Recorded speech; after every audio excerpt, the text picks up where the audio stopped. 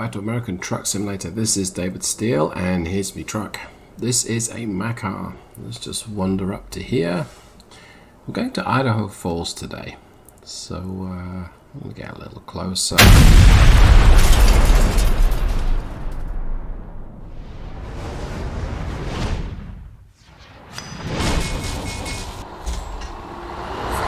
Switch to this view here and let's take a look. Yeah, I'm going to start the engine. It's kind of cold. Recognize anything? That is a Detroit Diesel Series 92. It's a 6V92, so it's the V6, the 9 litre, small capacity, 2-stroke. I'm not going to rev it because it's extremely cold here and the oil is probably still pretty sluggish and cold. Let's get my positional lights on like so. There we go. Okay, so in a very recent comment on the Steam Workshop, someone asked me if there's a chance I could do some Detroit Diesel 92s, and I said it just so happens I am working on them, and yes indeed I am. I have put together 7 engines. I think 7 engines in the family. Development of these has not been a priority, and I found them pretty hard to work on because yes, there are lots of videos on YouTube and other sources showing the Detroit Diesel Series 92, but they don't match, or don't appear to match, the specification documents that I've got. Well, spurred on by the comment, I decided, you know what, I'm just going to go ahead and keep working on them because it's been a, what's that phrase? It's been a hot minute. You can turn the lights on. I'm going to just check my temperatures here.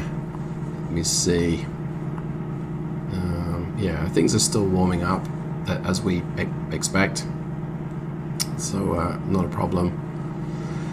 5:30 now. I'm about 4 hours to get to my destination. How long have I got? 7 hours. Okay. Oh yeah, and it's snowing. This is Grimes Grimes Frosty Winter Mod. So I've been enjoying the snow for quite a while. Okay, are we stuck here? No. Okay, we're not stuck. All right. This is the 322 version of the engine. It's a 1985 give or take variant. I've got a 1974 version I've been working on, and the 85. There's more of the 85 versions. This is the, I think it's the max performance is what Detroit Diesel called it. It's governed to 1950 RPM. They also did a 335 that's governed to 2100. We're not using that one today. Excuse me. I've been full of cold the last, well, I would say few weeks, but it's felt like months. It's been the last few weeks. So my voice is a little rusty. Go ahead and get these windows down so I can look out. Not that I can really see much though. And actually it's like 33 out there, so that's not so bad.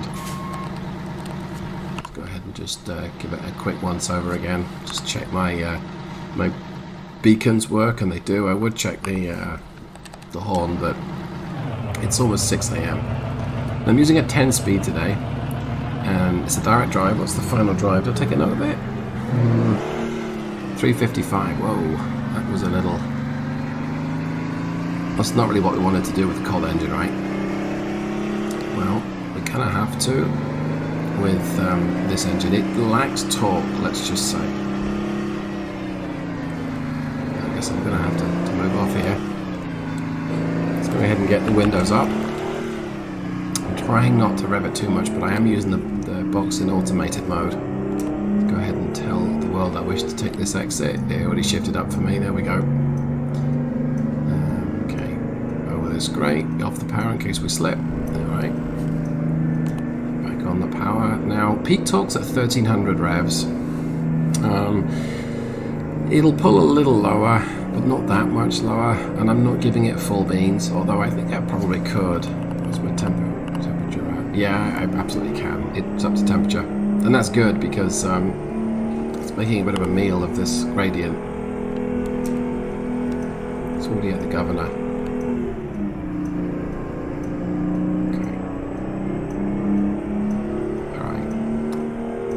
So 322 horsepower, odd number that Detroit Diesel put it at, but okay. And 957 foot-pounds of torque. So not that much torque. They recommend you gear the truck to be cruising at about 60 at the Governor. That's kind of short. Not the sort of shortness of Sandy, but the shortness in the gearing department. So this truck is geared appropriately, going on Detroit Diesel's guidelines. They do a max economy version as well, which seems to be a very similar output in terms of torque, and the bottom half of the torque curve is about the same. But the difference is or where the Governor is and how much boost or how much torque it produces higher up. It's a noisy engine, and it's buzzy and spinny, it likes revs. I'm going to set the cruise at 55, so I don't think I'm going to hit 70 anytime soon, just because not having that much torque. Why are we using it in a Mack R? Well, the 6V92 was available in the Mack R. This direct variant, perhaps not. The documentation I've got shows two variants were available. I think the 270 and maybe the 280. So the 322 it sits midway between the E6 300 and the E6 350 versions, as you would find in the Mack engine lineup. But in terms of torque, this is not up there. It's not a torquey engine. Yeah, so what's this? 55 at about 1625, 1650 revs. It's happy enough at this speed. And my Governor's about 65. I think it might be 64 miles an hour. I'm not going to push it up to 64. I really don't need to. And it's snowing. And here's the thing with the snow. It is slippery. And I hope I don't have the chance to demonstrate how slippery. But this thing will jackknife and skid off the road and understeer into oblivion. And I am going to try and use the outside lane here. Plenty of clearance there. Now, should I be doing 55 miles an hour in the snow? Well, obviously I'm using winter tires. A little bit close to that white pickup there. Everyone else is. I mean, they can stop as though it's summer. I am not able to do that. In fact, my stopping distance at this speed is kind of a big deal. It's not entirely oil tanker. Whoa. Keep steering left. It's not exactly oil tanker length, but it takes a time to stop. So I want to avoid sudden stops if I can help it. Now, of course, you always do. The most sudden stop is a brick wall or a mountain. I'm going to just lift off here. Use a bit of the engine brake. Now, using the engine brake like this can be a little dangerous, especially if it downshifts on me, because that can cause the back of the truck to basically lock up, the driven axles, and then the front axle is a freeloader, and you usually find yourself going sideways. Okay, we managed to avoid crashing on this hill, on this gradient. Let's get back on the power. Alright, well, so far so good. Now, Dawn will be here in about an hour, and I don't mean their Lady Dawn. I mean the sun will wake up from its nocturnal slumber. I've driven a lot in the snow and a lot in the dark recently, and it's and thank goodness I've got good headlights in this truck. Okay, is it gonna want to downshift? It will want to downshift soon, but I'm testing the automated transmission as well. Not ideal conditions to test in a way, but in other ways just perfect. This is kind of what we want to do. I'm gonna just let it cruise at 50 and let this slower traffic get past me. This was my main beam. Is this a Tahoe? I think so. Looks like it. Or something similar. Oh, it might be a Ford. I don't know what that is, but it's faster than me. Alright, let's tap up to 55 and hope that he is not going to do 55. But it's going to go quicker. This guy's got his fog lights on, I guess. So how's everyone been? Like I say, I have seemingly had possibly flu. And I've still got the tail end of it. Yeah, I'm not wanting to drive along at 55 as I'm maintaining station with this traffic on the left, and that's not good. If I want that safety zone, you might say. So let's just ease off and let them just pull out in front. Is this a truck? Can't see. Not sure. So yeah, I seem to have had the flu, and that was not a lot of fun. Let's just say. Some people appreciated me losing my voice, but when trying to piece together some content for the channel and you kind of want to keep talking in it, it's not been the most fun. I was a Prius truck. So yeah, it's felt a little rough. But before you go, pity me, it's a first world problem. 200, 300 years ago, I'd have died because of a fever. Or likely would have died. So I've got a lot to be thankful. That's a morbid note. Yeah. Let's see. Where am I? I'm heading south. And there's not much to see on the map, but I don't really feel like switching to the main map. So, the DD6V92 is it's a fun little engine to work on. It's not particularly efficient. I mean, okay, doing 50, my instant mileage, as we see on the screen there, is, 9, 18, and it is a 9.05 litre engine. It's not a... Why is everyone slowing down? Okay, brake. Off the brake, off the engine brake. Not that it's caught me out before, it's caught me out before. But when traffic slows like that and you don't spot it and you don't brake at first, you can run at the back of it, or you got to maneuver around stuff, and that never seems to end well. Yeah, and there's a lot of traffic bunched up behind me now. Well, I guess it's coming into rush hour. Okay, it's going to get back on the power now.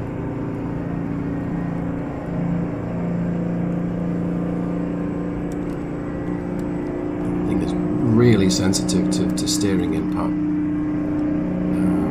It's a slippery road surface. I guess I missed my chance to try and go around here. There's a truck coming my way. Lift off, keep it at 35. Yep. Oh, what did you do there, David? What I tried to do there was tap up. What I ended up doing was upshifting, because clearly I can't use my controller. The thunderous power of the 322 horsepower is just... Okay, that wasn't ideal.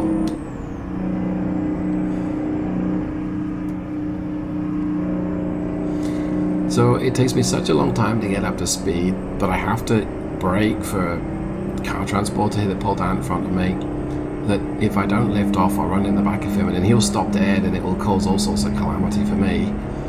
I bet we have to pull in and get weight now. No. Okay, did not expect that. Assumed that we would. Car transport has disappeared on me. It's probably a Peterbilt with a chunky engine under the hood. There we go, it's upshifted to top. At about 45 and 1300 and something revs, which I might want to tune that a little bit, but I've told it to basically let me drive along at 1200 RPM in the higher gears, and it seems to work, at least with this gearbox. I have an exit coming up soon now, and I'm really wary of the exits because with my stopping distance being considerable, if I'm in the wrong lane, I'm trying to get around someone and here's my exit, I'm going to miss it.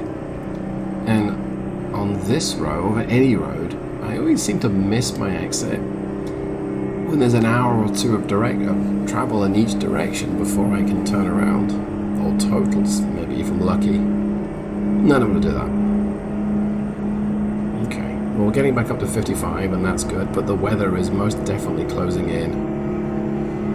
So yeah, it's been a lot of fun driving in the snow and using the Mack E6 for the most part because, well, I'm a real big fan of the Mack E6, but also something less powered is just a little easier in the snow because you tend to arrive at corners that little bit slower.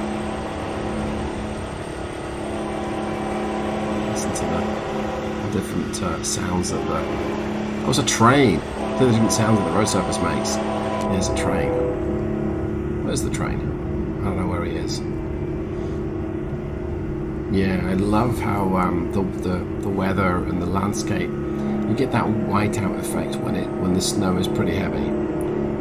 And of course, your stopping distance really needs to be welcome to Idaho. No, your stopping distance is not welcome to Idaho.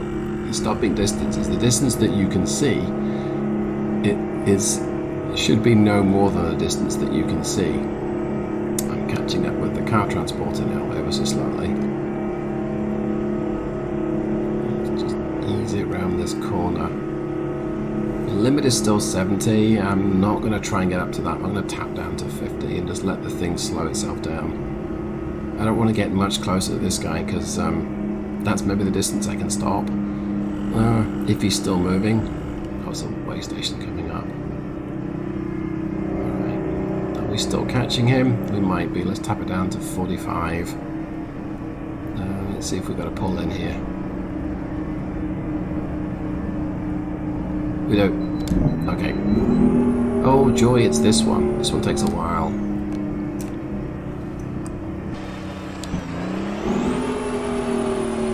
little bit of wheel cam. Yeah, I got off the engine brake there. I'm anxious of the thing crashing. And I've done this, not recording, several times. My rather unfair reputation is that I tend to crash. And in the multiplayer, I maybe in convoy, I maybe do. I don't want to do that on a video. Maybe I do, but not today. Alright. Okay, well, it seems to be clear here, so let's get back on the power. Really feeling that lack of low-down torque as the thing just has to spin itself up to 1900 revs, just to seemingly keep itself going. Okay. So I'm now speeding. So let's, what's the 6th gear? We'll do 15, there we go. 15 miles an hour in 6th gear at about 1500 revs. Okay, well, fair enough. I don't know what to call this red. It might be fire truck red, maybe. I've got the heavy bumper installed on the front of the Mack, but no extra lights, as we don't need those. And that heavy bumper is not because I tend to crash in the snow.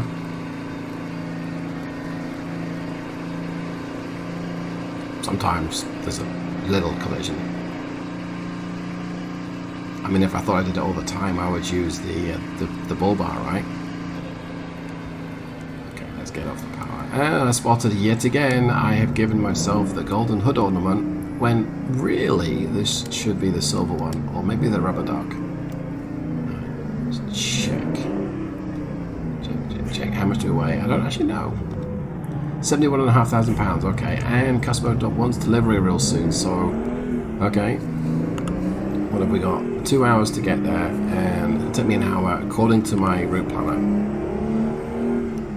If I can't bumble along at 55 to 60, then it will take me longer than that 1 hour. So we're cutting it a little close time-wise today, but hey, the number of times I've been late because of the weather, and I don't really want today to be one of them. That's me braking down here. There's really not that much in terms of brake that I've got here. Does Volvo not have lights on? Wow, that's a change. This Mack dump truck, I think, is going along it. Oh, is that tanker? Huh. Okay. It seems clear on the left. I think it's clear on the right. That's what we're about to find out. Okay. Clear enough, right? Okay, we do want to turn right here. Let's take the speed off with the service brakes. Then we go back on the power. And I want to kick the tail end out a little bit, but I'm giving it a fair boot of power right now. Yeah, it's not spinning. With this little torque, it won't do it, but one of the engines I've been playing around with is the EM6L. In fact, Yeah, there's an interesting story about the E6 range of engines. Now, let me just get back on the interstate first. It looks okay. Yeah, all right. So Mack E6, the 11-litre engine that the Mack came with, or certainly came with in some cases. What's that green thing over my head? Mack E6. So 11-litre, give or take, and is available from, depending on if you count the 237, the EM6 237. Yes, you should. So from 237 horsepower up to 350. The 350 featured, I believe, in the all you need is a 350 horsepower Mack. Well, that's 1211 foot-pounds of torque. That's a nice engine to work with. It's not overpowered. In fact, the Mack feels perfectly capable with that engine. There's also the EM6. Now, the EM6 is the efficiency. No, it's not. It's the high torque rise engine. So the M stands for Maxidine. Great. Those engines are designed to work with a 5-speed manual transmission. And I have had so much fun driving around. It's going to kill my cruise and use the engine brake and slow down for this exit. I've had so much fun riding around with a 5-speed Mack. It has its compromises. You know, you got to rev it quite a bit in the lower gear before changing up, but it's 5 gears. I mean, it's not difficult to drive. That engine brake seems a little aggressive, so I don't want to overrun the stop sign. So, great. The EM6 engines are designed to work with a 5-speed and maybe a 6-speed. This conventional E6, they're usually econodynes. There might be maxi crews at that generation. I'm not sure if they are or not. They really want a more conventional transmission. So the Mack 10 speeds, they do a 12, they do a 9, they do a 13, they do an 18. So more than 6 gears, possibly more than 7 gears. Okay, something from the right, something from the left, lots from the left. See how they kind of like fade into view here? Is this guy turning left, or is he just waiting for me? And he's, I guess they're not waiting for me now. Alright, I'm going to just pull out in front of this international truck. Is he going to stop for me now? No? Really? Okay, you're just confusing me, guys. Are you going to stop or what? He's not stopping. Alright. Okay. That was a very convoluted way of emerging from that that junction. I didn't really mean for the traffic to stop, but okay. Where was I? Yeah, so the E6 engine. They're designed with I'm going to call that a multi-speed transmission. That's not an accurate name because if it's more than a single speed, it's a multi-speed. So the E6 350 wants maybe a 10-speed or a 12-speed, and then it's happy. The EM, they're happy with a 5-speed. But the EM range, well, that's actually split up into 3 distinct engines. Well, I'll say 3. You've got the EM6, and then it's given a rating, so maybe the 275 or the 250 or the 300. And you've got the EMR, so the EM250R, the EM275R. The R is not entirely sure what that stands for, whether it's restricted, but that has, oh no, that's a shame. I can't get through my exit.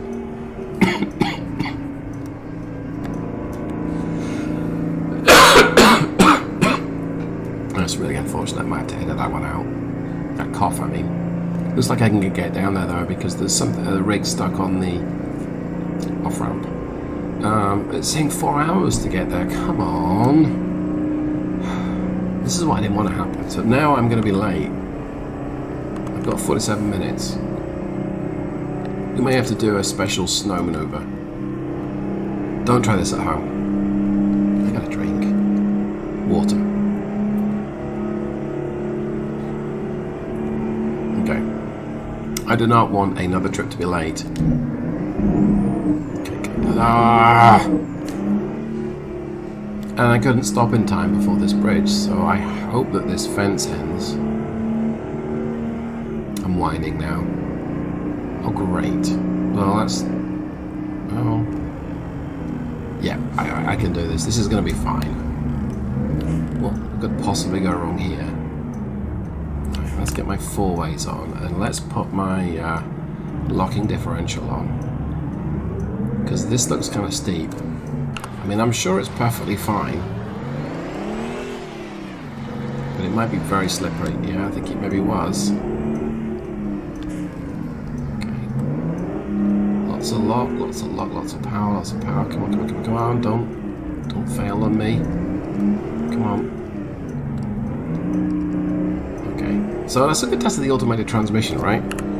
Disable that, turn that off, and we're done. Nothing to see here. So how long have I got to get there? 26 minutes. That's going to take me 18. I'm going to be late again. And I still haven't finished explaining about the EM6, the EM6R and the EM6L. So the 6R is the restricted rev range. So your governor might be 1600 or 1700 revs as opposed to 2100 revs. In fact, some are a little bit different than that. They might be 1750, 1800. Great. They have a peak torque engine speed of 1260 RPM, and I don't really know why Mack chose 1260. I'm going to run this red light or orange light. Sorry, Subaru. Subaru spells you are a bus backwards. So peak torque is 1260 RPM. Well, that's fine. It's slightly higher than the E6. That's typically 1200 RPM. I'm just looking at some of the older ones that might be higher, but I digress. Can I use the right lane? Yes, I can. I'm going to avoid this hazard here on the left. Okay. Oh, turn off my indicator. Set cruise at 45. Great. And there's a stoplight here, so get off the power. I'm going to move to the left lane and use my engine brake. Use my trailer brake. I'm now using full brake, and we're going to stop. Okay. Thank goodness. The EM6R engines, they're interesting to drive because peak torque is maybe, well, is 1260 RPM, and your torque figures are not fantastic. They're about the same as the E6. Maybe I'm going to run this yellow light again. They may be about the same as the E6. They're not like amazing amounts of torque for the engine. But if you're doing any sort of, if you're trying to keep up with the flow traffic or any sort of fairly heavy hauling, you typically have to use every last rev in the lower gear before you change up. And that means that you're often compromised. And that doesn't matter if you're using a 5 or 6 or maybe even a 10 speed's a little easier. So you've got to use every last rev between when you change up, and if you're going up a hill and you've not got that much power and not got that much torque, and you change up to the next ski, you start to slow down, so you change down and you maybe catch it, or sometimes you've got to drop 2 gears. Those are a challenge to drive. And by challenge, this is not the heaviest cargo in the world. What's this, 36,000 pounds, 37,000 pounds? Not the heaviest cargo in the world, but this is enough to have you taking, you know, an hour to go from 25 miles an hour to 45 miles an hour. That might be a little exaggeration, but you get my point. It's 10 minutes to get there, and it reckons 5 minutes. 10 minutes left in the clock to get there, and it thinks it'll take me 5 minutes to get there. I'm not Audi. Wow. I'm so close to not getting there in time. Another light. Well, this is just nerfed my chances of getting there, right? Yeah, great. I mean, I might do it if... Yeah, it might do it. Then there's the E6L range. Now, L here stands for low. Low means it produces a lot more torque at low end, and by a lot more I mean like stacks more. It's very much like the EM7, so peak torque is produced at 1020 RPM. And the amount of torque that you get from those engines is noticeably higher than the EM6, the non-L, or the E6. You know, this is as confusing as the Intel, Nvidia, or AMD CPU or GPU processor lineups. Wait, CPU or GPU? Let's just turn it in here. I'm being very lazy here. Where's my... Okay, it's dead ahead. I don't see where I'm supposed to go. Seriously? Right on time. Yeah, there we go. Okay. How many minutes have I got? 5 minutes. Maybe I'll play it safe. Oh, 5 minutes to get around there. That's touch and go, but we're going to try. I'm still going through my story. So peak torque is just over 1,000 reps. Fantastic. Your governor is maybe 16 to 17 to 1800 RPM. Okay. But you got all that torque low down, and it's a really pleasant engine if you're going to haul with. So you might only have 300 horsepower, but you're going to have, or you do have, 1425 foot-pounds of torque. That's more than every other E6 engine in the range. And it's all available at just over 1,000 revs. So it becomes a very adept machine to haul with. Now, I found the EM6 family very confusing because... There we go, right, I'm just going to just disconnect that like so. So I found the EM family range very confusing because you've got not all sources quote the EM6, the R or the L of just the plain EM6. They just give you the numbers. And even Fuller's Guide, you know, there are clues, but they're kind of subtle if you don't really pay attention. Guilty as charged. But I've just added the EM6L engines to the Steele Productions Engine Pack, and yeah, it's been a lot of fun hauling this Mack R with even the 250. I think it's 1,100 foot-pounds of torque, give or take. It's had a lot of fun. Chomping that up with a 5-speed transmission, giving it a slightly taller final drive and seeing, hey, this thing actually pulls really well. But that just about wraps up today's trip. So you only saw the last little bit of that. We were just on time. It was really close. There was a couple of minutes in there. But hey, if we're on time, we're on time. That's all that matters. The customer's happy, we're happy. Mileage wasn't bad, actually. I mean, I don't need to use a calculator. That's about 5.7, 5.65 to the gallon. So, you know, given the weather conditions were atrocious the whole time, it was cold. It's a fairly reasonable payload for what we're using today. And this Detroit diesel really wants to be revved. I'm happy with that. And I hope that you are too. And if you are, you know exactly what to do. Go ahead and click the like. You can subscribe if you want. I'm in this because I love this game and working on those engine mods, but you might want to watch more of my content. Have a great day, everyone. Thanks so much for watching. See you in the next one. Goodbye.